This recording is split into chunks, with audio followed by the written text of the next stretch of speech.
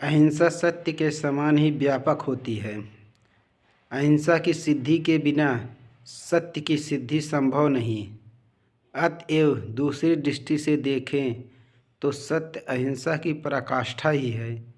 पूर्ण सत्य और पूर्ण अहिंसा में भेद नहीं, फिर भी समझने की सुविधा के लिए सत्य को सत्य और अहिंसा को साधन माना है। आमतौर पर लोग सत्य का स्थूल अर्थ सत्यवादिता ही समझते हैं, लेकिन सत्यवाणी में सत्य के पालन का पूरा समावेश नहीं होता है। इसी तरह साधारणतया लोग अहिंसा का स्थूल अर्थ यही करते हैं कि दूसरे जीव को मारना नहीं है, किंतु केवल प्राण लेने से अहिंसा की साधना पूरी नहीं होती। मेरी अंतरात्मा की आवाज़ मुझसे कहती है, तुम्हें सारी दुनिया के विरोध में खड़ा होना है।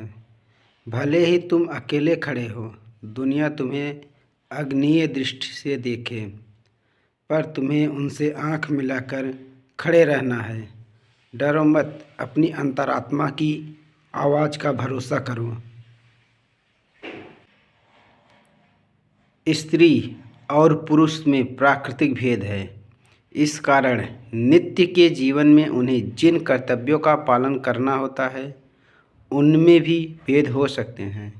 फिर भी इन दोनों में कोई ऊंचा या नीचा नहीं है, बल्कि दोनों समाज के समान महत्व वाले तथा प्रतिष्ठा पात्र अंग हैं। स्त्री जाति के प्रति तुच्छता का जो भाव पुष्ट हुआ है, वह समाज में घुसी हुई एक सड़ाध है। धर्म का अंग नहीं, धार्मिक पुरुष भी इस प्रकार के तिरस्कार भाव से मुक्त नहीं है। इससे पता चलता है कि यह सड़ाध कितनी गहरी चली गई है। हिंदी पढ़ना इसलिए ज़रूरी है कि इससे देश में भाईचारे की भावना पनपती है।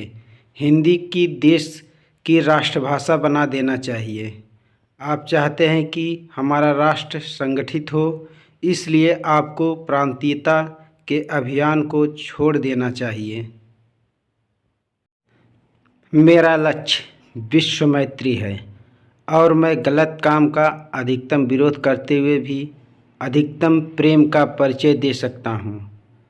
मुझे अपने लक्ष्य में इतनी अडिग आस्था है कि यह सफल तो ज़रूर होगा, इसे सफल होना ही है।